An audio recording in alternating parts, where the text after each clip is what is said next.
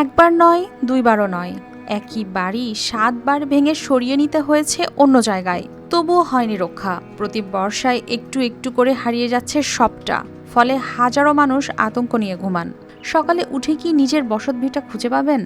নদীর ভাঙন শুরু হয়ে যায়, আর নদীর পাড়ের মানুষ বন্যার পানি বাড়লেই আমাদের আতঙ্ক বেড়ে যায়। চাঁপাইনবাবগঞ্জের শিবগঞ্জ উপজেলার দুর্লভপুর, মোনাকষা, পাঁকা ও উজিরপুর ইউনিয়নের পদ্মা তীরবর্তী কয়েকটি গ্রামের হাজারো পরিবার দিন কাটাচ্ছেন নদী ভাঙনের আতঙ্কে। স্থানীয়দের দাবি, পদ্মার ভয়াবহ ভাঙনে ইতোমধ্যেই বহু পরিবার হয়েছে গৃহহারা এবং নদীগর্ভে বিলীন হয়েছে ফসলি জমি। হাজার হাজার জমি, তোমার ধান খাতের জমি নেমে বিলান হয়েছে নদীতে। হাজার হাজার বাড়ি। ভুক্তভোগীরা জানিয়েছেন, কেউ কেউ ৭ বার পর্যন্ত নিজের বাড়ি ভেঙে সরিয়ে নিয়েছেন অন্য জায়গায়।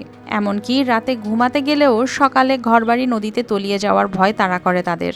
আমি আমার বয়সে ৭ বার করে বাড়ি টানা হয়েছে, ভাঙনে ভাঙে গেছে। তাতে মনে করি এখন যে ফের ভাঙতে হবে, তা এখন আমি কুণ্ঠে জমি জামা কিছু নাই, বাড়িঘর কুণ্ঠে তুলবো তার জায়গা নাই। নদী ভাঙনটা বাঁধটা বাজেটে আছে, বাঁধটা দূরত্ব হবে আসা না কেন, বাঁধটা এই ১ বছর থেকে শুনছি বাড়ি আছে।